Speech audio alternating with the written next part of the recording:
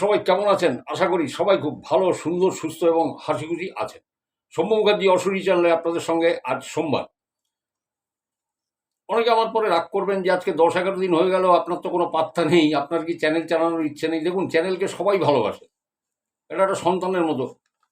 আপনাদের থেকে জানেন তো, আমি সব থেকে বেশি উদ্বিগ্ন হয়ে থাকি যে কখন ঘটনা আসবে, কখন আমি আপনাদের শোনাবো। আমি এই হোয়াটসঅ্যাপের কবর খুঁড়তে খুঁড়তে আমি নাজেহাল হয়ে যাই। একটা ঘটনা আছে, আমি দেখলাম যে না, এই অতটা দাগ কাটবে না, সেরকম কিছু নয়। তো যার জন্য হয় কি জানো তো, আমারও তো একটা পছন্দ অপছন্দের ব্যাপার আছে। তো যেটা আপনাদের বলবো, আপনাদের ভালো লাগলো না শুনতে, বলে রাখি। তো এইরকম আছে, কিছু আছে, তবে বেশিরভাগ মানুষ যারা পাঠান আমি তাদেরটা বলার চেষ্টা করি, বলি, ফেলে দিই না। কারোটা যদি ডাউনলোড ফেল হয়, আমি আবার পাঠাতে বলি, তারপরে আমি বলে দিই। তো যাই হোক, চলুন, আমাকে একটু ক্ষমা ঘৃণা করে নেবেন, কারণ বইয়ের গল্প বললে আমি আগের দিনও বলেছি যে আমার 1000 ভিডিও হয়ে যেত, আমি করিনি এসব জিনিস। তো চলুন, আজকে যে ঘটনাটা আমি আমি আপনাদের শোনাবো, 3-4টে ঘটনা আমি শোনাই, দেখুন কেমন লাগে। যদি ভালো লাগে নিশ্চয়ই কমেন্ট করবেন। তো প্রথম ঘটনাটা আমি শোনাই। এই এই ঘটনাটা 60-এর দশকের ঘটনা। 60-এর দশকের ঘটনা। তাহলে 60-এর দশকে ধরুন 62, তখন বোধহয় আমি ওই ভারত চীন ওয়ারটা হলো, তখন আমি ক্লাস 2-এ পড়ি। যাই হোক, এরকম 5 বছর 6 বছর এরকম বয়স টয়স আর কি, যাই হোক। তা এই যে দিদিভাই আমাকে ঘটনাটা পাঠিয়েছেন, এনার নিকনেমটা আমি বলছি, অরিজিনাল নামটা আমি নিচ্ছি না। এনার ডাক নাম হচ্ছে মানুদি। তার মানে ওই ম দিয়েই নাম, সে মালতী হোক, মীনাক্ষী হোক, যা হোক একটা হবে। এবং বাবা মার একমাত্র মেয়ে ইনি। বর্তমানে ইনি রাজারহাটে থাকেন। তো ইনি একটা ঘটনা আমাকে পাঠিয়েছেন। উনি বলছেন এটা 60-এর দশকের ঘটনা। বলছে 60-এর দশকে, ঠিক সালটা কত বলছে আমার আজকে মনে নেই, কিন্তু তখন এই মানুদির বয়স 6 বছর, বছর 6 বয়স। এনারা দমদমে হরে কৃষ্ণ শেঠ লেন, দেখুন আমি নাম ঠিক বললাম কিনা, হরে কৃষ্ণ শেঠ লেন এই নামে কোনো রাস্তা আছে কিনা, আমার মনে হচ্ছে সিটিতে, দমদমের সিটিতে আছে। তো হরে কৃষ্ণ শেঠ লেনে একটা বাড়িতে এনারা থাকতেন, ঠিক আছে। ঠিক ওই বাড়ির লাগো একটা বাড়ি ছিল। সেই বাড়ির ভদ্রলোক ভদ্রমহিলা, যাকে এই মেয়েটি পিসি পিসি বলে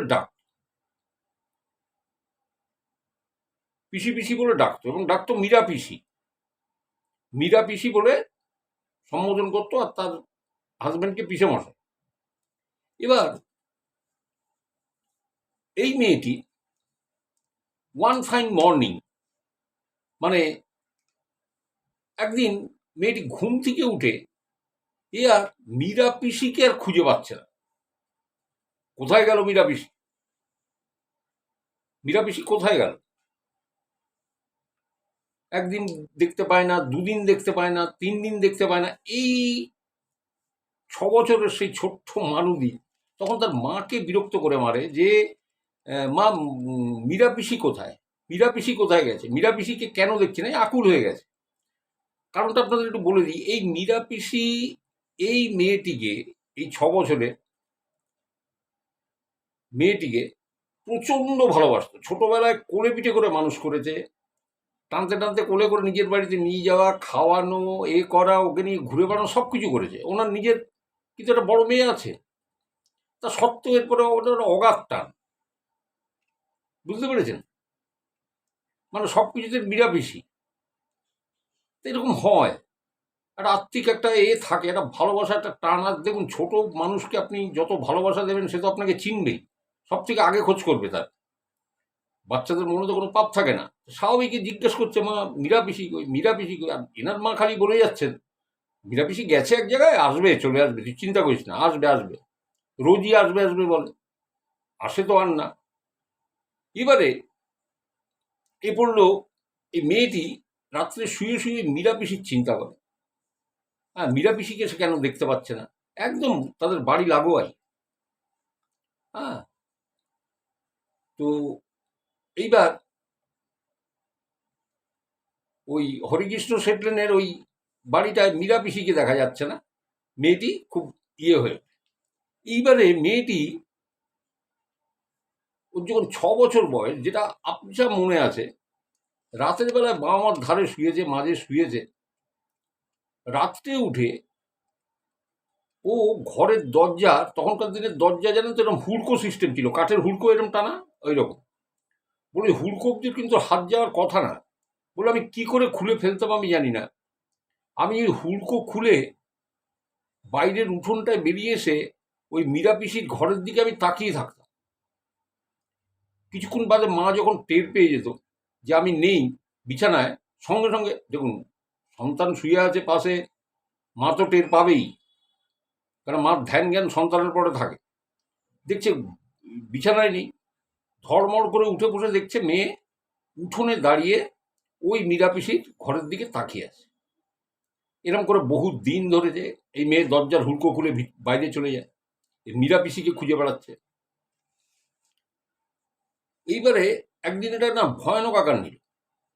মানে দরজার হুড়কো খুলে উঠোনে চলে যায় সে তো ঠিক আছে, একদিন এরকম শুয়ে আছে, এবার দরজার হুড়কো খুলে বাইরে বেরিয়ে গেছে। বাইরে বেরিয়ে গিয়ে সদর দরজার যে হুড়কো লাগানো দরজা, সেইটা খুলে রাস্তার দিকে বেরিয়ে যাচ্ছে। বুঝুন, মা টের পেয়ে গেছে, এনার মা টের পেয়ে গিয়ে হাত ধরে, তুই কোথায় যাচ্ছিস? আবার বলে নে বিছানায় শুয়েছে। এবার জিনিসটা না একটা বাড়াবাড়ি পর্যায়ে চলে যাচ্ছে, একটা বাড়াবাড়ি পর্যায়ে চলে যাচ্ছে। তো তখন এই মানবীর মা মানবীর বাবাকে বলেছেন যে দেখো জিনিসটা তো খারাপের দিকে যাচ্ছে, তা ওকে তো ডাক্তার দেখানো দরকার। কিন্তু উনি খুব বিচক্ষণ মানুষ, এনার বাবা। উনি বললেন না না, এটা ডাক্তার না, এটা ডাক্তার দিয়ে হবে না, দেখছি, আমি অফিসে যাই, আমি দেখি। তো অফিসে গিয়ে বোধহয় ওনারই কোনো কলিগ টলিগকে উনি বলেছেন ঘটনাটা, বুঝতে পেরেছেন? সমস্ত ঘটনাটাই বলেছে, মীরা পিসির অ্যাকচুয়ালি কি হয়েছে কি না হয়েছে সবটাই বলেছে। তো তখন সে একটা ঠিকানা দিয়েছে, বলছে এবং তুমি এই জায়গাটায় একবার গিয়ে আপনি দেখতে পারেন। এবং ঠিকানাটা ছিল মিত্তির বাগান। এই মিত্তির বাগান জায়গাটা আমার মনে হচ্ছে যতদূর দক্ষিণেশ্বর, দক্ষিণেশ্বর ওইদিকে মনে হচ্ছে, আমি জানি না, আমি কনফার্ম না, আপনারা যদি কেউ জানেন আপনি বলবেন মিত্তির বাগানটা কোথায় আছে। মনে হচ্ছে দক্ষিণেশ্বরের দিকে। যাই হোক, তো সেই বুড়ির সাথে এই ভদ্রলোক দেখা করেন, এই মানবীর বাবা। তো দেখা করলে ওই বুড়ি ভদ্রমহিলা তাকে বলেন যে আপনি সকালবেলায় ঘুম থেকে উঠে, মেয়ে চোখ মুখ কিন্তু কিচ্ছু ধোবে না, বাসি জামা কাপড়ও ছাড়বে না, ওই বাসি জামা কাপড়ে ওই বিনা চোখ মুখ ধোয়া অবস্থায় ওকে আমার কাছে নিয়ে আসবে সকালবেলা, ঘুম থেকে ওঠার পরপরই চলে আসবেন ওকে নিয়ে। বলে ঠিক আছে। তো গেছে, ভদ্রলোক গেছেন এই মানুদিকে নিয়ে, আমার বাবা। তো নিয়ে বলছে আমি তো তখন 6 বছর বয়স দাদা, আমি কিছু চিনি না, কোনটা মিত্তির বাগান কি আমি কিছুই জানি না। তো সেইখানে গিয়ে এই মানুদি আমাকে বলছে যে তখন আমার 6 বছর বয়স, আমি দেখলাম এক বিধবা ভদ্রমহিলা, মাথায় ভর্তি পাকা চুল, হ্যাঁ একটু কুঁজো হয়ে গেছে, একটু কুঁজো হয়ে হাঁটেন। তো তিনি আমাকে ডাকলেন, ডেকে এক জায়গায় দাঁড় করালেন, দাঁড় করিয়ে পাশে কোনো দোকান থেকে ভাড়ে করে বলল, আমার দাদা আজকে ঠিক মনে নেই যে চা খেয়েছিলাম না জল খেয়েছিলাম, আমার ঠিক মনে নেই, ভাড়ে করে দিয়েছিল এবং দোকান থেকে আনিয়েছিল। তাহলে সম্ভবত বলছে যতদূর মনে হয় চা ছিল। বললো ভাড়ে করে ওইরকম চা বা জল কিছু নিয়ে এসছে। নিয়ে এসে উনি ওই ভাতটা মুখের সামনে নিয়ে, ওনার মুখের সামনে নিয়ে কি মন্ত্র পড়লেন। মন্ত্র পড়ে এইবারে ওটাতে কয়েকবার ফু দিলেন, ওই ভাতটায় কয়েকবার ফু দেওয়ার পরে বলছে যে আমার হাতে দিলেন। এই মানুষ আমাকে বলছেন যে আমার হাতে দিলেন, দিয়ে বলছে এটা তুমি খেয়ে নাও। বলে আমি বাধ্য মেয়ের মতো আমি খেয়ে নিলাম। খেয়ে নেওয়ার পরে ওই ভাতটা আমার বাবার হাতে দিলেন, দিয়ে বললেন আপনি কিন্তু এখানে আর পিছন ঘুরে তাকাবেন না, আপনি এখানে পিছন ঘুরে তাকাবেন না, সোজা হেঁটে বেরিয়ে যান, সামনে যে 3 মাথার মোড় পড়বে, ওই 3 মাথার মোড়ের উপরে আপনি এই ভাগটা, এই যে চায়ের যে ভাগটা আছে, এই ভাগটাকে উপুড় করে রেখে দেবেন ঠিক মাঝখানে, 3 মাথার মোড়ের মাঝখানে।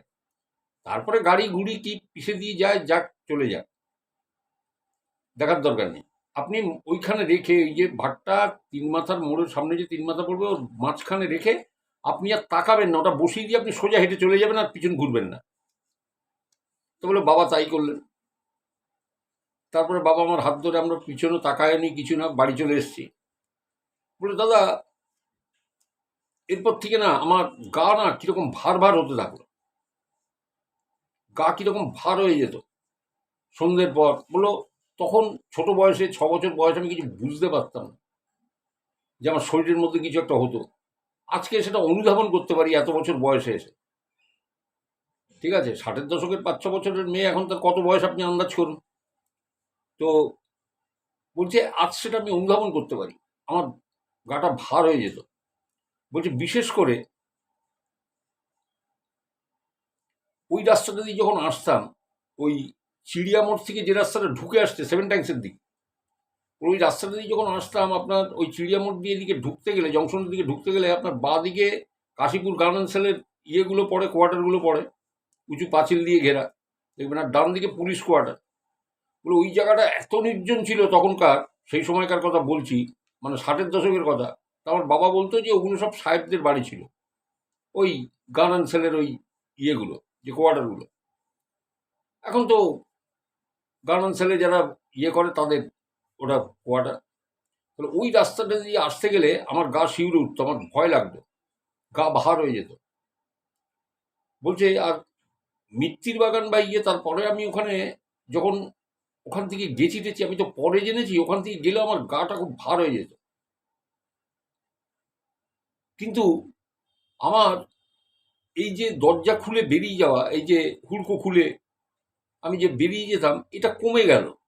এটা কমে গেল বটে, আমি উঠতাম না রাস্তায়, কিন্তু সময় সময় আমার গা ভার হয়ে যেত। আমি মীরা পিসিকে দেখতে পেতাম, মীরা পিসি আমার সাথে কথা বলতো।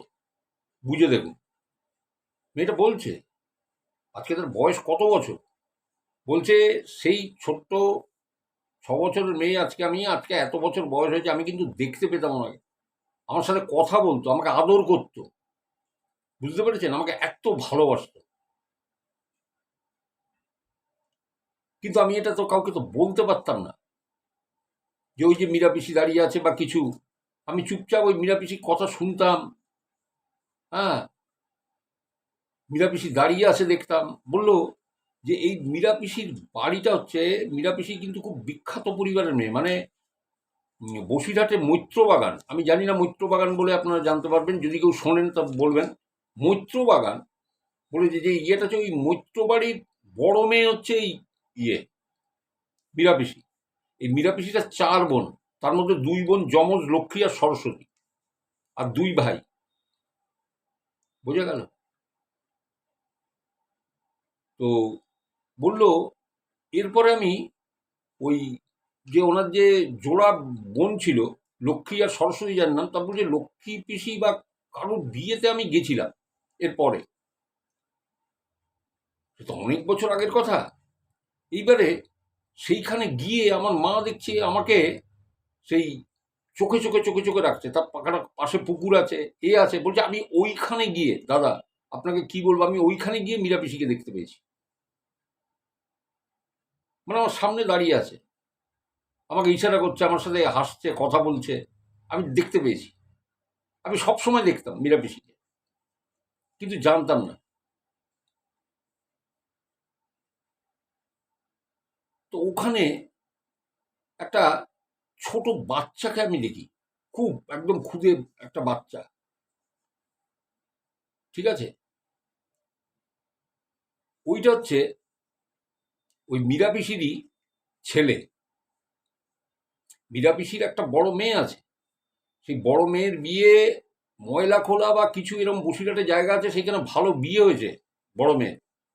তারপরে একটা ছেলে যার নাম বুড়ো, সে হচ্ছে এদের সমবয়সী, মানে সমবয়সী না, এই মাননীয়র থেকে বছর দুয়েকের বড়। তখন বুড়োর বয়স 4 বছর, বলে ওই আমাদের ওই সমবয়সী বন্ধুত্ব মতো। তারপরের যে বাচ্চাটা হয়, বললো আমি বড় হলে জেনেছি যে মীরাপিসি এরকম হসপিটালে এরকম ইয়ে হয়েছিল, এবং সেখানে মানে অজ্ঞান করতে হয়েছিল ওই বাচ্চা ইয়ে করাবার জন্য, হয় সিজারিয়ান ফিজারিয়ান কিছু করতে হয়েছিল জানি না, তখনকার ট্রিটমেন্ট তো অন্যরকম ছিল। তো ওনার জ্ঞান ফিরেছিল না, বাচ্চাটা হয়েছিল কিন্তু জ্ঞান ফেরেনি, মীরাদি মারা গেছিল, এক্সপায়ার করে গেছে। বলি ছোট বয়সে আমি কি করে বুঝবো, কেন শব্দ হয়তো বাড়িতেও বানেনি, একটা শোকের পরিবেশ তৈরি হবে, বাড়িতে বাচ্চা কাচ্চা আছে, ওখান থেকে হয়তো নিয়ে চলে গেছিল দাহ করতে। কিন্তু আমি প্রতিটা পল প্রতিটা ক্ষণ আমি দেখেছি। আর সেই যে ছোট্ট ছেলেটা যাকে জন্ম দিতে গিয়ে মীরা পিসি মারা গেছে, সে হাওড়া শিবপুরে এখন থাকে, তার তো বয়স হয়ে গেছে অনেকটা। বলে মীরা পিসির এক বোন তার সমস্ত দায় দায়িত্ব নিয়ে মায়ের স্নেহ যত্নে তাকে লালন পালন করে তাকে বড় করে। আর ওই বুড়ো বলে যে ছেলেটি, যার নাম ডাকনাম বুড়ো, সে বললো আমার বয়সী, আর বড় মেয়ের তো বসিরহাটে ভালো বিয়ে হয়েছে, বুঝতে পারলেন তো। বলছে আমি জানতাম না, কারণ আমার বাড়িতে আমি যেহেতু ছোট, আমি ভয় পাবো, আমাকে অত বেশি ভালোবাসতো, অত আমার কাছে ছিল, সেই জন্য মা লুকিয়েছে, বাবা লুকিয়েছে, কিছু বলেনি। আমি যদি ভয়টা পেয়ে যদি একটা কিছু মানে ইয়ে হয়, আমার মনের মধ্যে ভয় চেপে বসে, কিন্তু সেটা তো চেপে বসেই ছিল।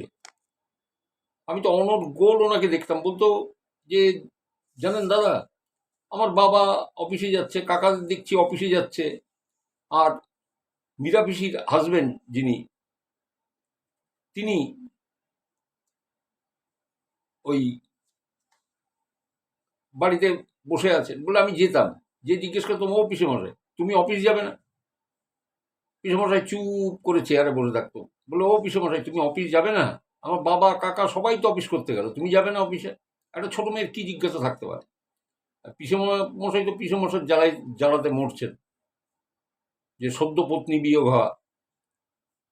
আর এমন একটা বয়স, যে বয়সে মানে পত্নী বিয়োগ হলে খুব সাংঘাতিক অবস্থা হয়ে যায়, না পারেন আলাদা বিয়ে করতে অন্যরকম করে, কারণ ছেলে মেয়ে তো আস্তে আস্তে বড় হয়ে যায়, একটি মেয়ে দুটি ছেলে, কি করে মানে হবে? বললো আমি এগুলো অনেক পরে জেনেছিলাম। তো এবং ওই হাওড়া শিবপুরে যে পিসি আছে বলে তাদের সঙ্গে আমাদের প্রচুর আন্তরিকতা, প্রচুর, মানে আমাদের যাতায়াত বলুন এ বলুন, মানে সমস্ত কিছু আমাদের, মানে কি বলবো, মানে ঘরোয়া লোকের মতো আমাদের, মনে হচ্ছে একটা পরিবারের মতো। আর এই মীরা পিসির যে বসিরহাটের যে বাড়ি, মৈত্র বাড়ি বলে, ওই যে খুব নাম করা বাড়ি। তো আমি সেখানে গেছি, দেখেছি। বললো পুরো জমিদার বাড়ির মতো, জমিদারি খানদান খানদান সেই সেই রকম খানদান। তো দেখুন কিরকম ছোট বয়সে কিরকম এফেক্ট পড়ে যায়, মানুষের ভালোবাসা পেলে তারপর সেই ভালোবাসার মানুষটা যদি পৃথিবী থেকে হারিয়ে যায়, তাহলে একটা মানে কেলেঙ্কারি। তো যাই হোক, চলুন আমি পরের ঘটনায় যাই।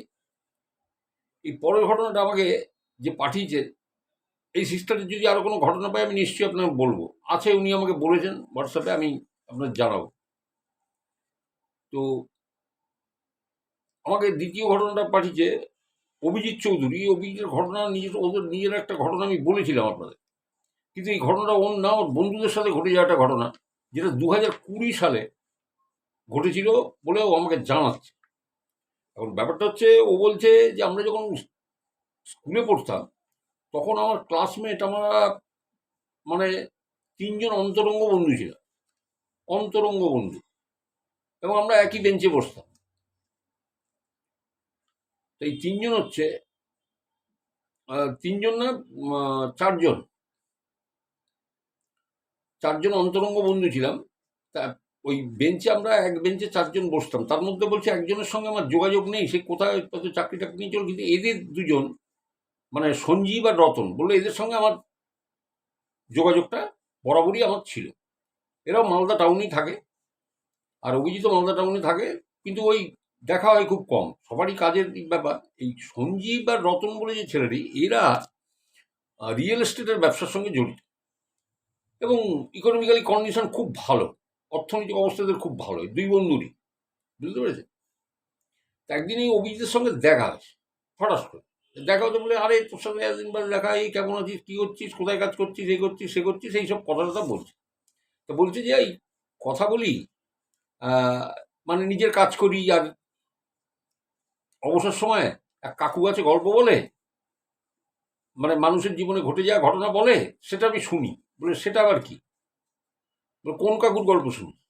তা বলছে আপনি যে আমার ঘটনাটা বলেছিলেন সেটা আমার সেভ করা ছিল, আমি ওদের দেখাই যে এই যে এনার নাম শম্ভু কাকু, ওনাকে আমি ঘটনা দিয়েছিলাম, উনি বলেছিলেন।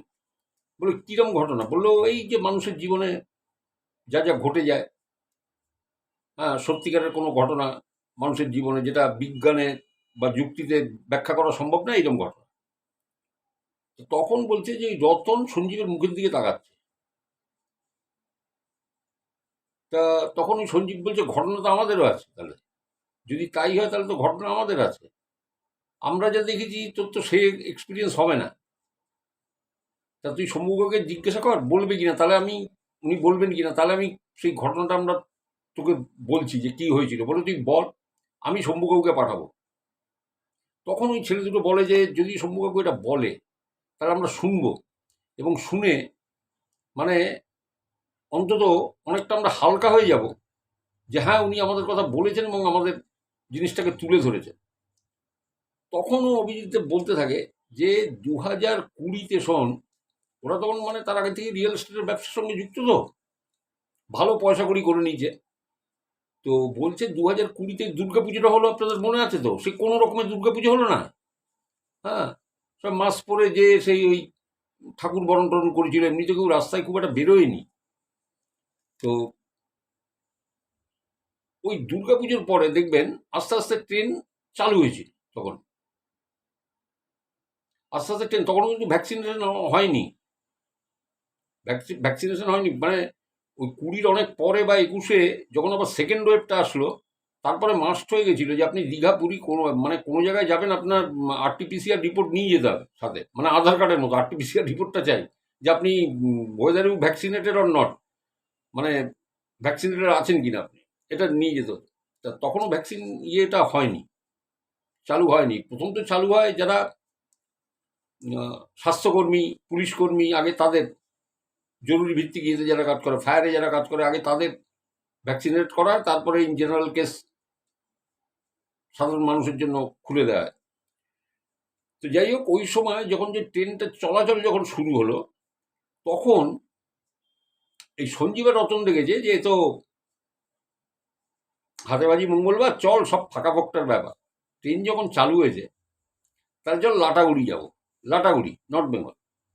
এবার লাটাগুড়ি দেখুন, লাটাগুড়ি আপনারা যারা গেছেন তাদের তার সৌন্দর্য আপনারা জানেন, আমি যাইনি কিন্তু, আমি বলে দিলাম আমি যাইনি ওই ডুয়ার্স বা লাটাগুড়ি আমি কিন্তু কখনো, আমি দার্জিলিং গেছি, গ্যাংটক গেছি, আমি এইসব গেছি, কিন্তু লাটাগুড়ি বা এই জায়গাটা আমি যাইনি, সুতরাং আমি বলতে পারবো। আমি যেটা শুনেছি আমি সেটাই বলবো। তো লাটাগুড়ি যাবে, তো বলছে আমাদের তো মালদা টাউন থেকে অনর্গল ট্রেন আছে, কুচবিহারগামী ট্রেন, গৌহাটিগামী ট্রেন, নিউ জলপাইগুড়ি যাওয়ার ট্রেন শুকনো ভর্তি আছে। বলে ওরা সকালবেলা ট্রেন ধরে নিয়েছে, ভোর ভোর 4 ঘন্টায় পৌঁছে গেছে শিলিগুড়ি। আর পৌঁছে শিলিগুড়িতে সেই দিনটা ওরা দুজনে কোনো হোটেলে ছিল, রেস্ট করেছে, যে কাল সকালে আমরা এখান থেকে গাড়ি ধরে লাটাগুড়ি পৌঁছে যাব।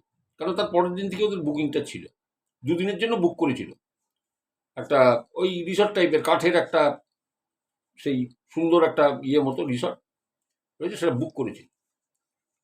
তো শিলিগুড়িতে পৌঁছেছে। এবার শিলিগুড়িতে পৌঁছানোর পর ওই শিলিগুড়িতে এদের সাথে একসময় বিজনেস পার্টনার ছিল এক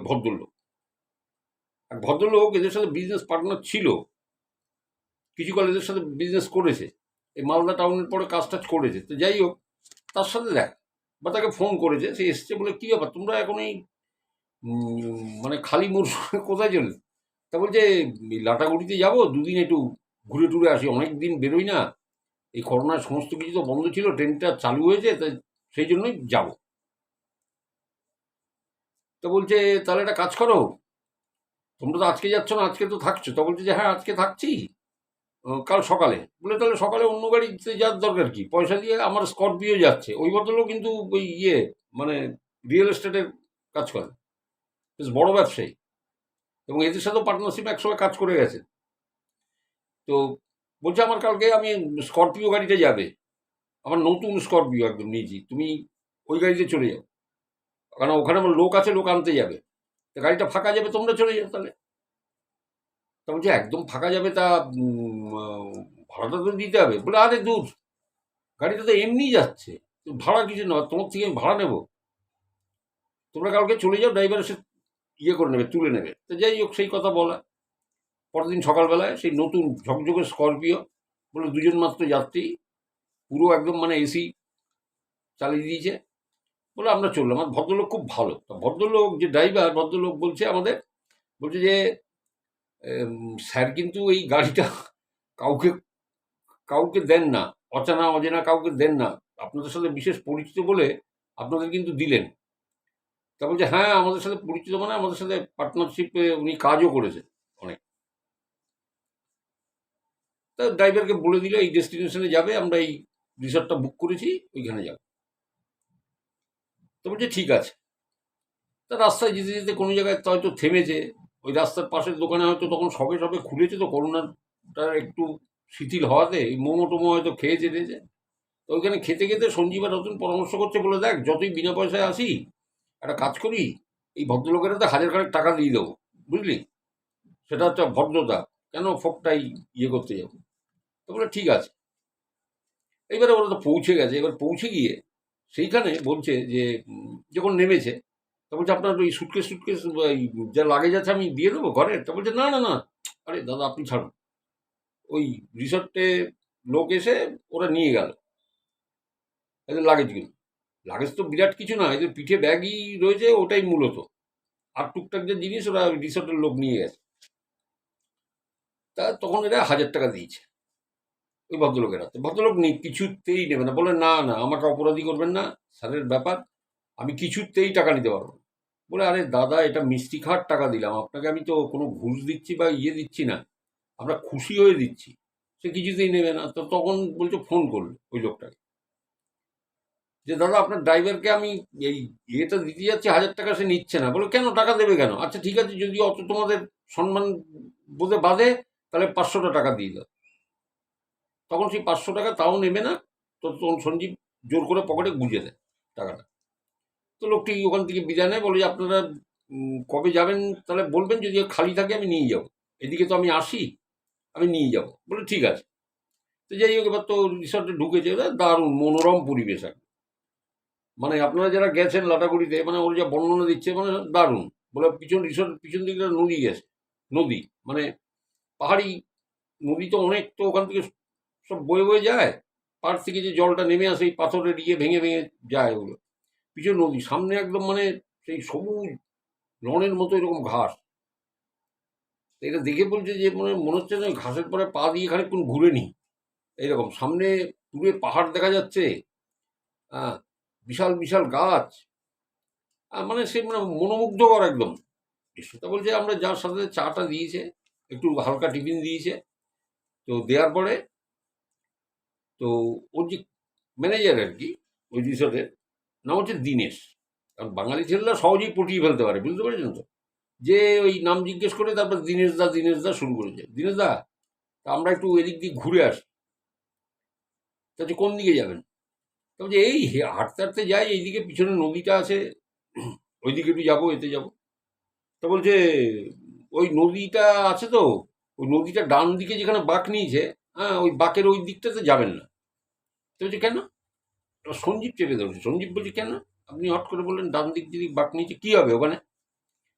তবে যে কিছু না, ওইখানে তো শুনুন, ওই জায়গাটা যদি তো জঙ্গলটা ঘন, তো ওইখানে অনেক সময় অনেক হিংস্র প্রাণী থাকে, ঝামেলা করতে হয়, আপনার পরে তো অ্যাটাক করে দিতে পারে, কি দরকার ওখানটায় যাওয়া, অচেনা অচেনা জায়গা। তো ঠিক আছে, যাবো না। তো ওরা বেরিয়েছে। তো বেরিয়ে হাঁটতে হাঁটতে হাঁটতে হাঁটতে পিছনে নদীর ধারটা দিয়ে গেছে। যেতে যেতে রতন বলছে যে ওই যে ডান দিকে নদীটা যেদিকে বাঁক নিয়েছে, ওই দিকে যেতে বারণ করলো কেন বললো? ওর কিন্তু বডি ল্যাঙ্গুয়েজ অন্য কথা বলছে। মানে দেখুন, এটা তো ব্যবসা করে খায়, হাঁ করলে একটা ব্যবসায়ী খুব চালাক চতুর হয়, মানে হাঁ করলে বুঝে যায় যে কি বলতে চাইছে। বলে নদী ডান দিকে বাঁক নিয়েছে, সেখানে গেলে কি হবে? বাঁ দিকে বাঁক নিয়েছে যেখানে, সেখানে যাওয়া যাবে। ডান দিকে বাঁক নিয়েছে কি হবে? জঙ্গল তো সব জায়গাতেই আছে, নদীর চারপাশ ধার দিয়েই তো গাছ, আর বড় বড় গাছ, শাল গাছ, মেহগনি গাছ, এই গাছ মানে প্রচুর রয়েছে। তো কী হবে? বলে তো বডি ল্যাঙ্গুয়েজ কিছু আছে মনে হয়, মানে এরা একটা ডাউট করেছে। তো যাই হোক, কিছুক্ষণ বাদে ঘুরে টুরে এসছে, এসে দুপুরে লাঞ্চ টাঞ্চ করেছে। বললো দেখুন আমাদের তো কোনো রকম মানে পরেশানি হয়নি, মানে এই যে এত দূর জার্নি করে এসছি একটু রেস্ট নেবো এরকম কোনো ব্যাপার না আমাদের। আমরা জাস্ট মানে শিলিগুড়িতে এসে পুরো রাত ঘুমিয়ে রেস্ট করেছি, পরের দিন এসি গাড়িতে এসেছি, আমাদের তো কোনো বিশ্রামের কোনো ব্যাপারই নেই যে খুব টায়ার্ড আমরা সেরকম না। দুপুরবেলায় আমরা লাঞ্চ টাঞ্চ করে ওই দিনেশদাকে বলছি, দিনেশদা একটা সাইকেল আছে, তা বলছি দিনেশদা আপনার সাইকেলটা একটু দেবেন। বলে কোথায় যাবেন? তা বলে এই চারপাশটা একটুখানি ঘুরে দেখবো। তা বলছে ঠিক আছে যান। তা বলে সাইকেলটা নিলাম, নিয়ে আমরা ঘুরতে বেরোলাম, ওই চারপাশটা ঘুরে আসলাম। এবং ওই নদীর ওই মানে ওখান থেকে তো সাইকেল চালানো যায় না, ওখানে সব পাশে বোল্ডার এরকম পাথর পাথর এরকম পড়ে আছে, ওর পাশ দিয়ে যে রাস্তা আছে ওখান দিয়ে চারপাশটা ঘুরে টুরে এসে আমরা ঠিক করলাম যে রাত্রে আমরা এক্সপ্লোর করতে বেরোবো। মানে বুঝতে পারছেন, রাত্রে তাড়াতাড়ি খাওয়া দাওয়া করে ওরা রাত্রের বেলায় বেরোবে অভিযানে,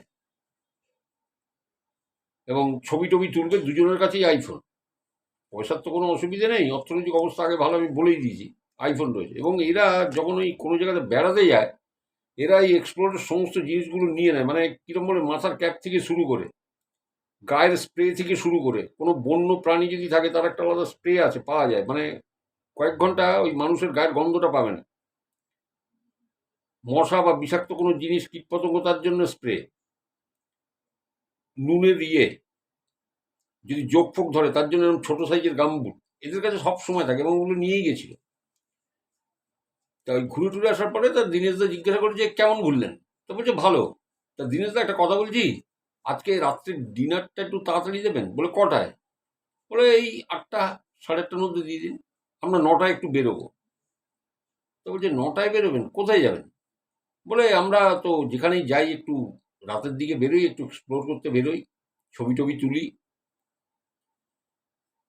তখন বলছে দেখুন ওই টাইমটা তো ডিনার টাইম, এটা তো একটা রিসর্ট, তা ঠিক আছে আমি যদি সময় করে করতে পারি আমি 8টার মধ্যে আপনাদের ডিনার দেওয়ার চেষ্টা করবো। তা দিয়েছে। তখন বলছে তখন একদম ফাঁকা, আর আমরা কম ভাড়ায় পেয়ে গেছিলাম, কত কোনো লোকজন যাচ্ছিল না, ফাঁকা তখন, ভয় বেরোচ্ছে না। তো বলছে আমরা ডিনার করেছি, করে আমাদের হাতে ওই জোরালো টর্চ, হুম, মানুষের এলইডির মতো আলো হয়, ওই টর্চ, তারপরে পায়ে ছোট এরকম এই গামবুট পরা, হুম, একটা গামবুট হয় অনেকখানি, সেই হাঁটু পর্যন্ত সেই খলখল করতে থাকে, এটা একটু ছোট সাইজের গামবুট যাতে যোগ ফোক না ধরে। তারপরে ছড়ি, ওই সব দুপুরে যে ঘুরতে বেরিয়েছিল ওখান থেকে ছড়ি জোগাড় করেছে, হ্যাঁ, কুড়িয়ে ছড়ি জোগাড় করেছে, ছড়ি লাগবে, সেই ছড়ি সমস্ত কিছু নিয়েছে। আর দুজনের হাতেই আইফোন রয়েছে। এখন রতন বোধহয় ভালো ফটোগ্রাফ, মানে ছবি টবিগুলো ভালো তোলে। এবারে ওরা ওই নদীর ধার দিয়ে দিয়ে পিছন দিকে নদীর ধার দিয়ে দিয়ে যাচ্ছে।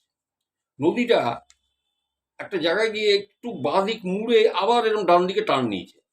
ঠিক ওই জায়গাটাতেই, ওই যেদিকে ডান দিকে ঘুরেছে ওই জায়গাটাতেই ওই দিনেশদা যেতে বারণ করেছে। আর এদের অল্প বয়সের ছেলে তো, এদের ওইটাই টার্গেট, যে ডান দিক কি আছে। তো যাই হোক ওই রকম ওই হাঁটতে হাঁটতে হাঁটতে হাঁটতে হাঁটতে যাচ্ছে, আরো ছবি তুলছে। ছবিটা তুলতে তুলতে তুলতে তুলতে হঠাৎ একটা জায়গায় গিয়েও আটকে গেছে, এরকম এই ক্যামেরার দিক দিয়ে দিয়ে আইফোন দিয়ে ছবি তুলছে, তুলতে তুলতে এক জায়গায় আটকে গেছে। আটকে বলছি এই এই সঞ্জীব ওটা কি রে, ওটা কি? দেখছে দূরে একটা গাছ, মানে বিশাল বড় গাছ, ওটা কি মানে মানে সেই বট গাছ যেরকম সে বিশাল, সে উঁচু ওই রকম, মানে বিশাল উঁচু গাছ, মানে শাল গাছ না মেহগনি গাছ কি গাছ। বলছে ওখান ওই জায়গাটায় কি একটা নড়ছে, লম্বা মতো কি একটা যেন ঝুলে আছে, আর সেটা নড়ছে, সেটা বুঝতে পারেনি। হুম, টর্চ আগের থেকেই মারতে পারছে না, যদি কোনো হিংস্র পশু বা কিছু যদি থেকে থাকে তাহলে বুঝে যাবে। বলছে চল একটু এগোই, পা টিপে টিপে টিপে ওই ক্যামেরা করতে করতে এগোচ্ছে। এগোতে এগোতে একটা জায়গায় গিয়ে ওরা পাথরের আড়ালে বসে পড়েছে। এই পাথরের আড়ালে বসে পড়ার একটা কারণ, ওরা পরিষ্কার দেখতে পেয়েছে ওটা একটা মহিলার চুল, যে এবং পরিষ্কার দেখতে পাচ্ছে গাছের উপরে বসে আছে, পা দুটো প্রায় মাটি ছুঁই ছুঁই, কিন্তু মাটির উপরে, আর চুলটা অত অব্দি লম্বা। চিন্তা করুন কত উঁচু গাছের পরে সে বসে আছে, আর পাটা মাটিতে, মানে মাটিতে নেই, ছোঁয়া নেই, মাটির উপরে। বলছে ওই দেখে আমাদের হৃদকম্প হয়ে, এবার ওই ক্যামেরা এরকম ছবি উঠে যাচ্ছে ও ধরে, ওই অবস্থায় হনুমান চল্লিশা পড়তে শুরু করে দিচ্ছে, আর সঞ্জীব গায়ত্রী মন্ত্র জপ করতে শুরু করেছে, ফিসফিস ফিসফিস করে ওই মন্ত্র উচ্চারণ করছে। ওরা পরিষ্কার চোখের সামনে দেখলো যে ওটা নামলো গাছের থেকে। বলছে আমরা তো রিয়েল এস্টেটের ব্যবসা করি, কোনটা কত ডিগ্রি, কত ফিট হাইট আমরা সব বলে দিতে পারি, বলে কম করে 4-5 তলা বাড়ির হাইটের সমান। কত হাইট হয় কি করে, নামলো, নেবে বলছে পরিষ্কার দেখলাম এইরকম ওই নদী থেকে এরকম আঁচলে করে, মানে এরকম দুহাত কোষ করে এরকম জল তুলে এরকম করে খাচ্ছে। আর তার বলছে এটা ছিল কোজাগরি লক্ষ্মী পুজোর দিন, পুরো পূর্ণিমা, মানে পূর্ণিমার আলোতে একদম ঝকঝক করছে, পরিষ্কার ওরা ওই আলোতে দেখছে যে ঝর্ণার জলটা তুলে খাচ্ছে, সেটা যে হাতের ফাঁক দিয়ে পড়ছে সেটাও দেখেছে। ওদের ক্যামেরা সব উঠেছে।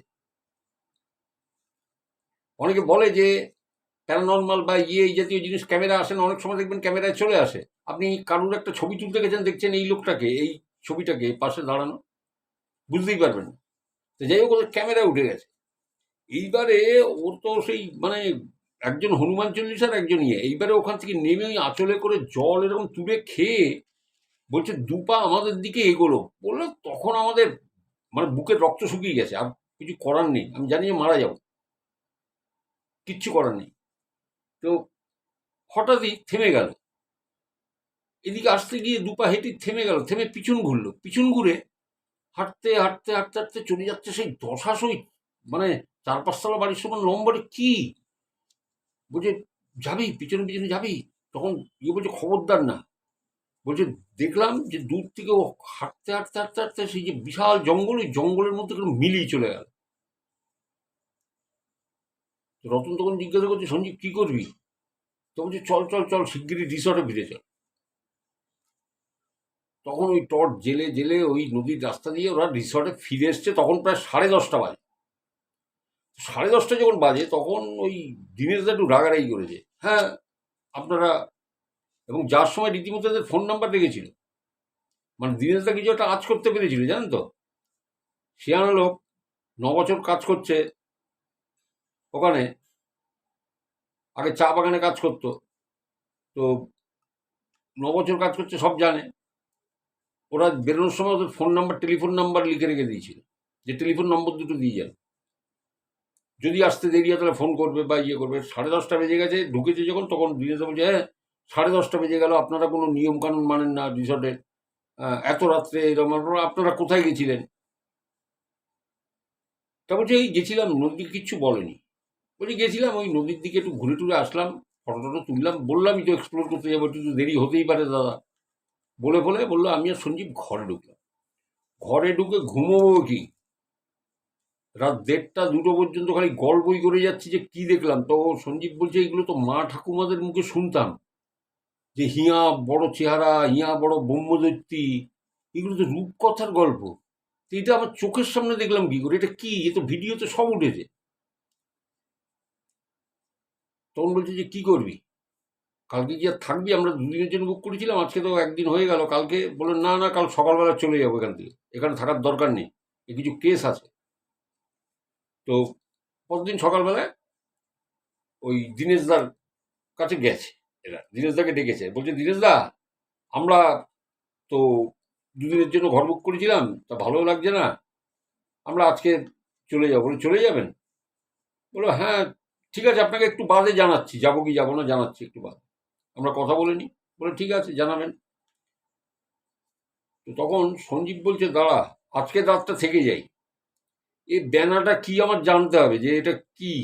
ওই দিনের সব জানে।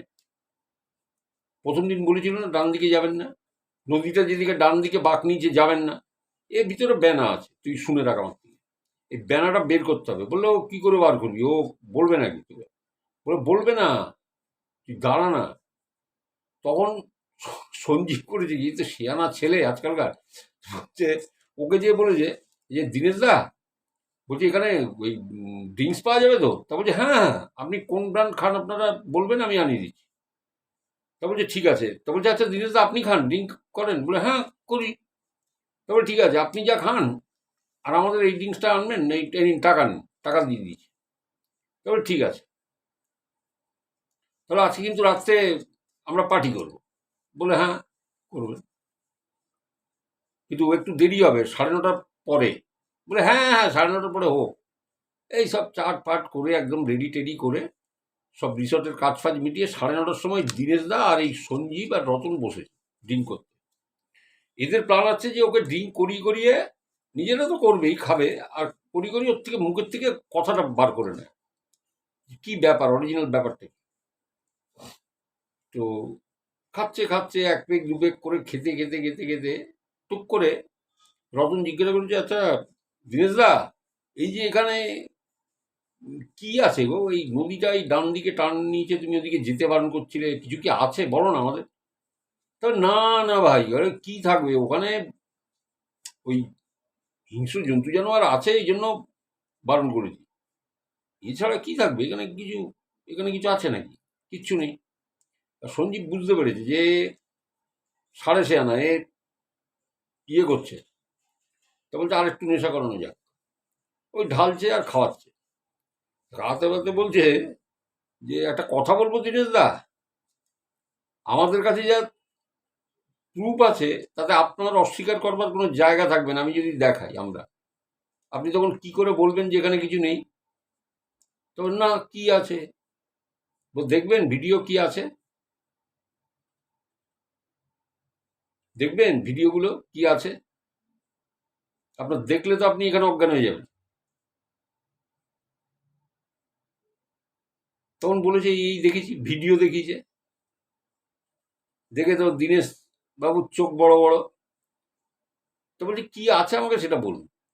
তো বলছে দেখুন এই বছর আটেক আগে এখানে দুটো ছেলে আর একটা মেয়ে এসেছিল, দুটো ছেলে একটা মেয়ে, এবার কি সম্পর্ক আমি জানি না, এসে উঠেছিল ভাই, আইডি প্রুফ দিয়ে উঠেছিল।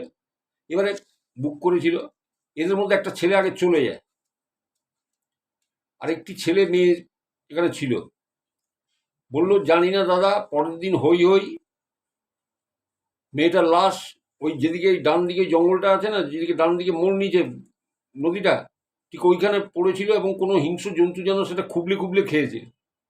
এরপরে পুলিশ আসে, হইচই হয়, ছেলেটা বোধহয় পরে ধরাও পড়েছিল। হ্যাঁ, এই নিয়ে খুব টালমাটাল হয়েছিল, এবং দেহটাকে পুরো অনেকখানি খুবলে খেয়ে নিয়েছিল। কোনো বন্য প্রাণী, সে শিয়াল হোক যাই হোক, খেয়েছিল খুবলে। তারপর দেখলেন তো, আপনাকে সেই বলতেই হলো। বলো ওই জন্য আমি আপনাদের বারণ করতাম যে ওদিকে এর আগেও এক ইয়ে এসেছিল ট্যুরিস্ট, সেও কমপ্লেন করেছিল, আমাকে বলেছিল, সেও ভয় পেয়েছিল। তো ওই জন্য আমি তাদের বারণ করে দিলাম যে ওই দিকটায় যাবেন না, যেদিকে এই বাঁ দিক মুড়ে ডান দিকে নদীটা টান নিচে ওইদিকে যাবেন না, কারণ ওই স্পটেই পাওয়া গেছিল।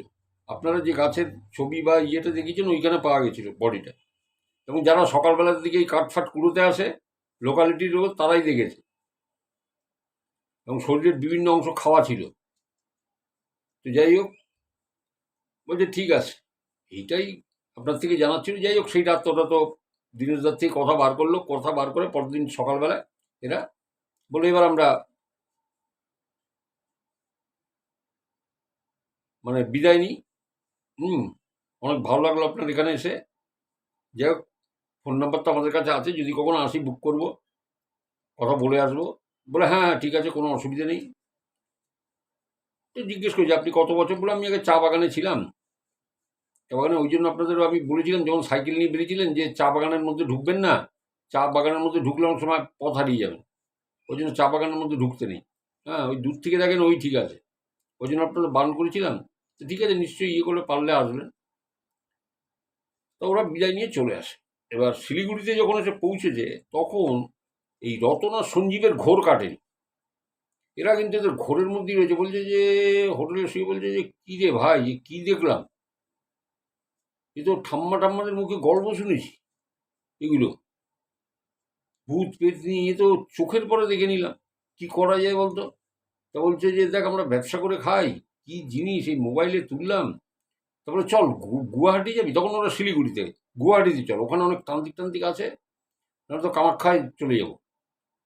বলে না না না, ও বিদেশ বিভুয়ে যে লাভ নেই, আমরা তুই চল, আমরা মালদাতেই ফিরে যাই, বাড়িতে ফিরে যাই, দেখবো ওখানে লোকালিটির মধ্যে কিছু আছে কি। তাই এরা এসছে, এসে তার লোকালিটির মধ্যে সেরকম ওইভাবে তার খোঁজ, কার কাছে খোঁজ করবে, কীভাবে খোঁজ করবে, কেন ভাই তোমার তান্ত্রিকের বা গুণিনের দরকার পড়লো কি, দেখবে পাচ্ছে না ওরা। তখন এরা ডিসাইড করে তারাপীঠ যাবে, এবং সেই মতো এরা তারাপীঠে আসে। তারাপীঠে একটা ভালো হোটেলে ওঠে। হোটেলে উঠে এরা হোটেলে জিজ্ঞাসা করে যে আচ্ছা আমাদের একজন সঠিক লোকের সন্ধান দিতে পারবেন, যেখানে তো তন্ত্র মন্ত্র অনেক ফেক সাধুও আছে, ফেক ফালতু ধুনি বুনি জেলে বসে থাকে, পয়সা খেচার ধাঁধা করে, কিন্তু একজন জেনুইন পার্সনের আপনারা দিতে পারবেন, যে নাকি জেনুইন কাজটা করে, তার সাথে আমার দেখা করার দরকার আছে। তো বলছে ঠিক আছে। উনি একটা লোক ওদের সাথে পাঠিয়ে দিলেন, ওই মানে ইয়ের লোকটা, বলে আপনি এনার কাছে যান। বলে তুমি নিয়ে যাও তো এনাদের দুজনকে। বলছে এরা মালদা থেকে এসছে দেখা করতে, ইনি জেনুইন লোক, আপনার যা বলবে এইটুকু জানবেন ঠিক। তো বলছে ঠিক আছে চলো। সেই লোকের কাছে তো নিয়ে গেছে। তো ভদ্রলোক বলছে হ্যাঁ বলুন কি ব্যাপার। তো বলছে আমাদের সাথে এইরকম এরকম আমরা বেড়াতে, সব খুলে বলেছে এই এই এই ব্যাপারটা হয়েছে। তো বলছে আমাদের কাছে প্রুফও আছে। বলে প্রুফ, কিরম প্রুফ আছে আপনাদের? তো বলছে ভিডিও আছে, দেখবেন। ভিডিওটা দেখিয়েছে। ভিডিওটা ওই সাধুটা দেখে বলছে উড়িয়ে বাবা, এ তো সাংঘাতিক জিনিস। আমি 8 ফুট 9 ফুট 10 ফুট এই পর্যন্ত আমার কালচারে আছে, কিন্তু এত লম্বা, এ তো 4-5 তলা বাড়ির সমান। আপনারা তো বিরাট বাঁচা বেঁচে গেছেন, কি করে হয় এটা? জায়গাটা কোথায়? সব শুনেছে, শুনে টুনে বলছে যে আচ্ছা মেয়েটা এইভাবে মারা গেছিল, তার দেহ করবে, এ তো পিশাচ হয়ে গেছে তাহলে। মানে ও তো একটা ইয়ে নিয়ে মরেছে, গুলি করেছিল মেয়েটাকে, ওই ছেলেটা। 3 জন গেছিল, একজন আগে থেকে চলে গেছে, কি কারণে জানি না, ঝগড়াঝাটি হয়েছে বা কিছু হয়েছে। এবং ওই দিন রাত্রে ছেলেটার মেয়েটা বেরিয়েছিল, যে একটা ছেলে একটা মেয়ে ছিল, বেরিয়ে ওই মেয়েটাকে গুলি করে ওখানে ফেলে দিয়ে আসে ওইখানটাতে, গুলি করে। এবং ওই কোনো হিংস্র প্রাণী ওকে খেয়ে গেছে, বডিটা বেশ কিছু অংশ। তো ফলে বলছে পিশাচ হয়ে গেছে, পিশাচ। এবং অনেক জ্বালা যন্ত্রণা কষ্ট নিয়ে মরেছে। বলে আপনারা বাঁচলেন কি করে, আমি তো সেইটাই ভাবছি। তা একটা কাজ করুন। বললো আচ্ছা আপনারা যে ওখান থেকে ঘুরে এসছেন কদিন হয়েছে? বললো 15 দিন হয়ে গেছে। বললো এই 15 দিন আপনাদের কিরম কেটেছে আমাকে বলুন। ওই সাধু জিজ্ঞাসা করছে, তখন বলছে 15 দিন খুব খারাপ কেটেছে বাবা, আমাদের 15 দিন খুব খারাপ কেটেছে, মানে কি বলবেন, আমার শরীর খারাপ, ওর শরীর খারাপ, তারপরে কাজ হাতছাড়া হচ্ছে, তারপরে টাকা পয়সা আটকে গেছে, যদিও করোনার সময়। বলে না এই 15 দিন আমরা খুব ক্রাইসিসের মধ্যে ছিলাম। বলে আপনি, একজন লোককে ডাকলো, ওই সাধু লোককে ডেকে বললো যে আপনার কাছে যে ভিডিওটা আছে, এটা ওনার ফোন নম্বরে ওনাকে ইয়েকে সেন্ড করুন, আর ভিডিওটা আপনারা ডিলিট করে দিন। দুজনের ফোনে যদি থাকে দুজনের ফোন থেকে ডিলিট করবেন, তাহলে কিন্তু বড় ভোগান্তি ভুগিয়ে দেবে আপনাদের। ঠিক আছে? তখন কিন্তু আর মানে কোনো কুল কিনারা পাবেন না, ছবিটা রাখবেনই না। আমরা রিসার্চ করি, আমরা এই নিয়ে তন্ত্র মন্ত্র, এই নিয়ে আমরা বুঝবো এটা যে জিনিসটা কি। আপনারা ওই ভিডিওটা যার ইয়েতে আছে পাঠিয়ে দিন ওনাকে। তা সেই নম্বরে ইয়ে করে দিল, দিয়ে ওনার বোধহয় হোয়াটসঅ্যাপ বা কিছুতে সেখানে পাঠিয়ে দিয়েছে নম্বর, ওই ইয়েতে ওই ভিডিওটা। তো পাঠিয়ে বলছে কিছু জিনিস টিনিস ওদের দিয়েছিল, যে কোনো ভয় নেই আপনারা চলে যান, ওটা রাখলে আপনাদের বিপদ হতো। আর আপনি যতদিন বাদেই আসুন, 5 বছর বাদেও আসুন, আমার খোঁজ যদি করেন আপনি ভিডিও দেখতে পাবেন, আপনার ভিডিও। এগুলো আমরা দেখবার জন্য বা রিসার্চ করবার জন্য আমরা রাখি। কেন আমরা তো চিরকালই এই পিশাচ ইয়ে নিয়ে আমরা সাধনা করি বা এ করি, তা এটা আমাদের দেখার দরকার আছে। ভালো থাকবেন। হ্যাঁ, তা বলছে আমরা ছবিটা ডিলিট করে দিয়েছিলাম, মানে ওনাকে ছবিটা সেন্ড করার পরে আমরা ডিলিট করে দিই আমাদের মোবাইল থেকে, এবং তারপর আমরা ফিরে আসি, আর কোনো অসুবিধা হয়নি। তারপরে যেটুকু যা ছিল বহাল তবিয়াতে চলেছে। তারপরে তো 2021 এসছে, একটা নতুন আবার করোনার ঢেউ একটা আসলো, একটা বেশি দিন ছিল না, তার মধ্যে অনেক ভ্যাকসিনেটেড হয়ে গেলেন অনেকে, আর কোনো ছিল না। কারণ 21টা আমার খুব ভালো মনে আছে। আমি ক্যাকসন ইন বুক করেছিলাম পুরীতে, আমার মেয়ে বুক করেছিল। তা ও মা, যাবো টাবো সব তোড়জোড়, হঠাৎ শুনছি নাকি আবার করোনার ট্রেন টেন বন্ধ হবে, ইয়ে হবে, মন্দির নাকি বন্ধ। তা আমার পান্ডাই জানিয়ে দিল মন্দির কিন্তু কাল থেকে বন্ধ হয়ে যাবে, তা আপনারা এই আশাটা ক্যান্সেল করুন। তখন ওই হোটেলে ফোন করেছিলাম আমরা ক্যাকসন ইনে, তা বললো যে চিন্তা করবেন না, আরও কটা দিন দেখে নিন, যদি খুলে যায় এসে যাবেন, আমি পুরো পয়সা ফেরত দিয়ে দেবো। এবং পুরো পয়সাই উনি ফেরত দিয়েছিলেন। 10 দিন বাদে উনি বললেন না, আসবেন না। হোটেল মালিক, মানে হোটেল ইয়ে খুব ভালো। হ্যাঁ, তারা পুরো পয়সা ফেলে 1 পয়সা কাটেনি। বলে যখন আসবেন আর ফ্রেশভাবে, এখন আর আসার দরকার নেই, আমি পুরো পয়সা আপনার ফেরত করে দিলাম। দিয়েছিল পয়সা। তো যাই হোক, কোনো না কোনো কোনো হোটেল তো থাকে তো পয়সা দিতেই চায় না।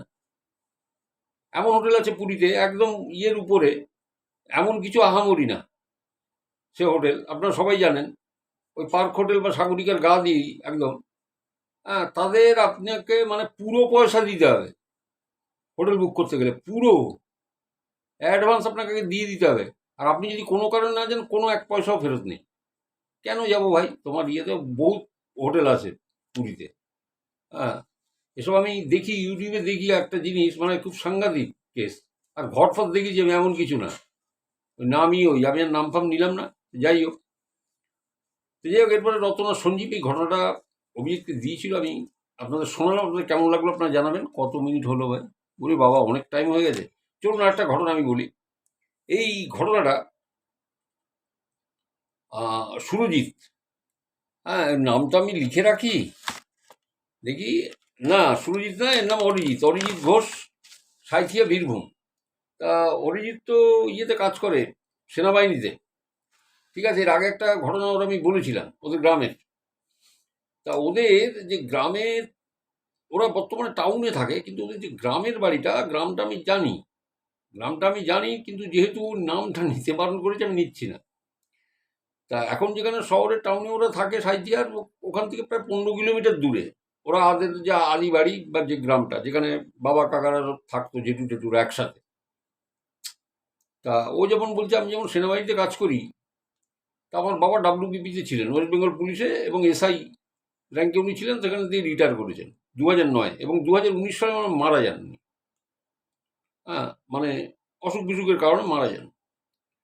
তো বলছে যে এটা যখনকার কথা কাকু, তখন আমি ধরুন ক্লাস ইনফেন্টে ভর্তি হয়েছি কিনা আমি জানি না, আমার ঠিক নেই। বড় হয়ে বাবার কাছ থেকে শুনেছিলাম, এবং আমাদের যে জেঠুর মুখ থেকে এটা বারবার শুনেছিলাম। বাবা আমাদের বারবার শোনাতেন এই ঘটনাটা। ব্যাপারটা ছিল যে তখন বলছে যে সাঁইথিয়া ওইখানটাতে, মানে রাস্তায় মোরামও পড়েনি, মানে কাঁচা রাস্তা। এই যে এখন যে ই রিক্সা, অটো টোটো, হ্যানা ত্যানা ছিল না। মানে ওখান থেকে ধরুন সাঁইথিয়া স্টেশনে আসবে, 3 কিলোমিটার হাঁটতে হবে, হেঁটে তার বাস স্ট্যান্ড, বাস, তারপরে সেখান থেকে বাস ধরে সাঁইথিয়া স্টেশন আসতে। তারপর কতটা ইন্টিরিয়ারে, কতটা ভিতরে বুঝুন। তা বলছে যে বাবা একবার এসছেন এরকম,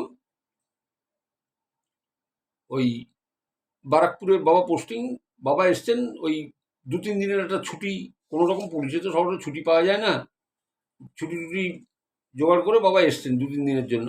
বললো সময়টা ওই শীতকাল, 25শে ডিসেম্বর ছিল। তো যাই হোক, 1-2 দিন ছুটি কাটিয়ে বাবার তো এবার যাওয়ার দিন এসছে। তা বলছে ওখান থেকে বাবা ওই যে ট্রেনটা ধরবে, সেটা সব ভোর 5টা 5-এ সাঁইথিয়া দিকে, কিন্তু 5টা 5 ছেড়ে দেওয়ার টাইম সাঁইথিয়া দিকে। ওটা রামপুরহাট থেকে আসে বোধহয় Viswabharati passenger, first Viswabharati passenger express আর কি, রামপুরহাট থেকে আসে। তো বললো, আর এখানে যখন ঢোকে ওই, মানে সাঁইথিয়া থেকে ছাড়ার টাইম 5টা 5-এ।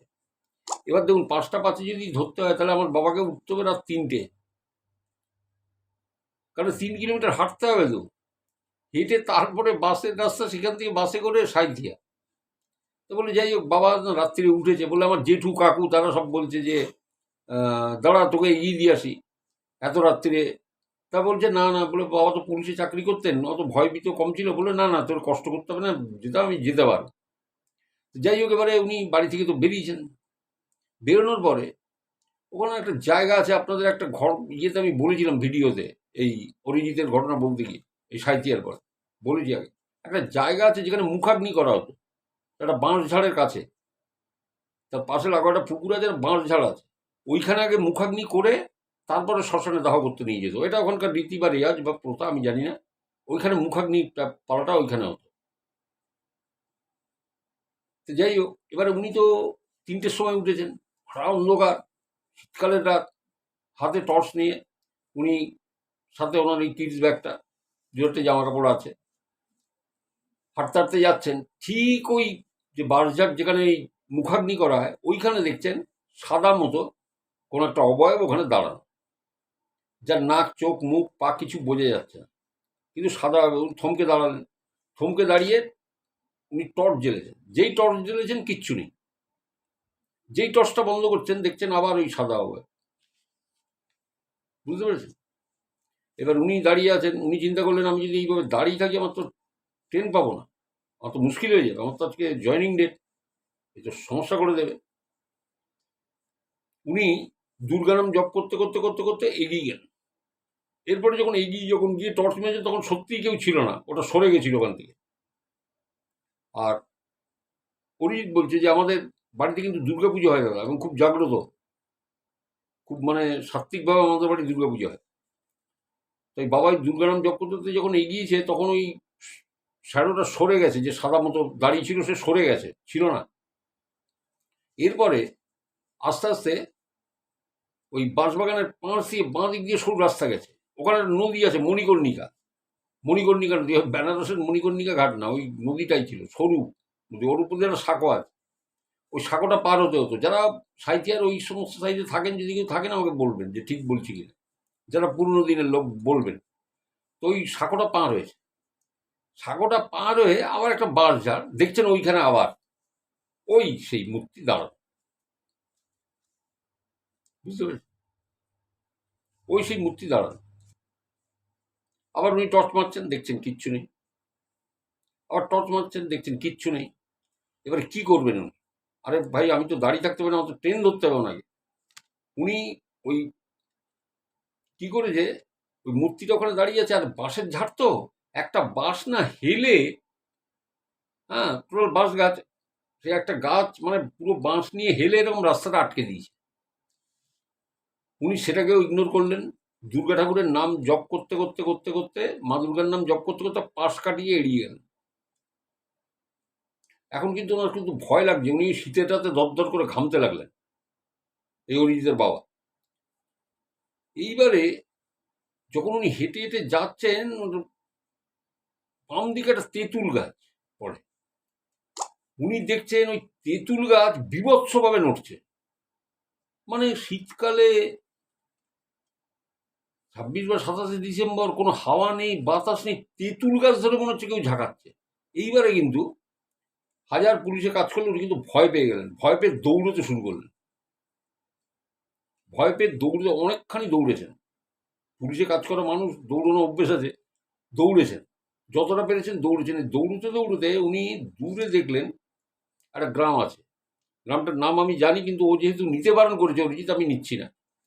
সেখানে উনি টর্চের আলো দেখতে পান, মানে ভ্যানে বা কিছুতে সবজি লোড হচ্ছে, ভোরে ওই বাজারে যাবে বা হাটে যাবে, যাই হোক সেই সবজি লোড হচ্ছে। এইবার তাদের ওইখানে যে পড়ে সব কথা বলেন, এবং তাদের সাথে উনি সেই বাস রাস্তা পর্যন্ত পৌঁছে ওখান দিয়ে বাস ধরে ট্রেনে উনি বেরিয়ে আসতে পেরেছিলেন।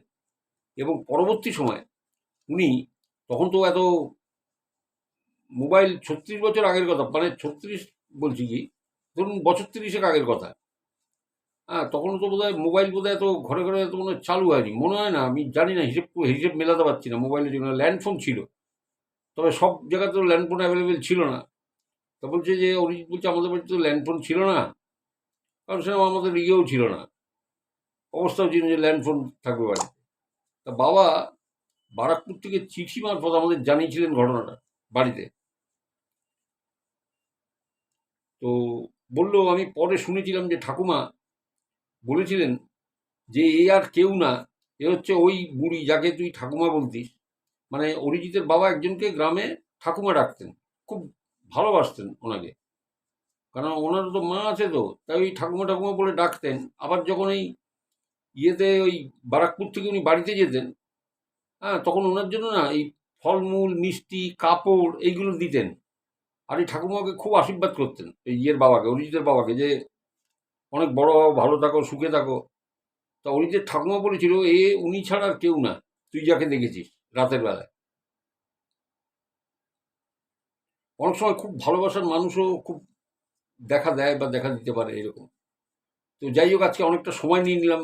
আপনাদের ঘটনা কেমন লাগলো আপনারা জানাবেন। আর এরপরে পশ্চিম মেদিনীপুর থেকে জেঠু পাঠিয়েছেন, তারপরে বারাসাত থেকে এক দিদি পাঠিয়েছেন। আমি তারটাও বলবো সামনের দিন। আজকে যেহেতু অনেকটা সময় হয়ে গেছে, হ্যাঁ, 1 ঘন্টা, বাবা। তো আমি নেক্সট দিন এবারে দেখছি তো ঘটনা কিছু এসছে, আমি তাড়াতাড়ি আসার চেষ্টা করবো। আমি কথা দিলাম যে যতটা তাড়াতাড়ি পারবো এসে যাবো। সাধারণত আমি এখানে দেখি আমার 6,000 ভিউজ হয়ে গেলে, কমপ্লিট হলে আমি সঙ্গে সঙ্গে ঢুকে যাই। হ্যাঁ, একটু ভিউজ হতে একটু সময় দিতে হয়, কারণ সবাই তো একবারে দেখেন না। তো আপনারা শুনতে থাকুন। আর আপনারা যারা ঘটনা পাঠাতে যান, যেখানে লেখা আছে মা, ঠাকুমা, দাদু, আশ্রা, অতীত, এই ডেসক্রিপশনটা, ওটাতে একটু প্রেস করুন। প্রেস করলেই দেখবেন ওর নিচে আমার হোয়াটসঅ্যাপ নম্বর আছে। অনায়াসে হোয়াটসঅ্যাপ নম্বরে এসে আপনার কোনো ঘটনা থাকলে, হতে পারে আপনার সাথে ঘটেছে, আপনার বাড়ির কারোর সাথে ঘটেছে, আপনার দাদুর সাথে ঘটেছে, অথবা আপনি কারোর থেকে শুনেছেন, সেই ঘটনা আপনি আমাকে পাঠাতে পারেন। আমি অবশ্যই বলার চেষ্টা করব। যদি ঘটনা যদি সত্যি খুব বলার মতো হয়, নিশ্চয়ই বলবো, কেন বলবো না। তো আজকের মতো আসি। সবাই খুব ভালো থাকুন, সাথে থাকুন, চ্যানেলটার পাশে থাকুন, চ্যানেলটা সাবস্ক্রাইব করুন। কেউ রাগ করবেন না। আমি চ্যানেলটা সাবস্ক্রাইব করার কথা এই জন্য বলি যে দেখুন কখন কি ঘটনা আসে। এই তো পশ্চিম মেদিনীপুরের আমার ভাইজি পাঠিয়েছে, আমি ওরটা হাতে রেখে আমি মানে ঘটনা বলতে বসি। কারণ ওরটা না, আমার ওই জেঠুরটা আমাকে খুব গভীর মনোযোগ দিয়ে আমাকে শুনতে হয়। কোনো জায়গায় চুল চাল ভুল হলে কিন্তু ও কিন্তু আমাকে ধরে নেবে, বলবে জেঠু আপনি কিন্তু এই জায়গা ভুল করে গেছেন, এই জায়গাটা বলেননি, ঠিক আছে। তো আমি সেই জন্য, যাতে ভুল ভ্রান্তি খুব কম হয়, আমি শুনেছি এক আধবার, আমি তারপরে আমি বলে দেবো, নিশ্চয়ই বলবো। তা আপনারা আরও পাঠাতে থাকুন ঘটনা, যাতে আমি তাড়াতাড়ি আমার আসার পথটাকে সুগম করে দিন। দেখুন, আপনারা হয়তো অনেকে বলতে পারেন যে দেরি হচ্ছে। দেখুন, যত বেশি গল্প বলবো আমার ভালো, আপনারা তো বুঝতে পারেন ইউটিউবে। কিন্তু আমি তো সেরকম ধরনের লোক নই যে আজে বাজে একটা কিছু বলে দিয়ে চলে যাচ্ছি এখান থেকে। তো যাই হোক, সবাই খুব ভালো থাকুন, সুস্থ থাকুন, চ্যানেলের সাথে থাকুন। নমস্কার, আবার দেখা হবে সামনের এপিসোডে। ভালো থাকুন।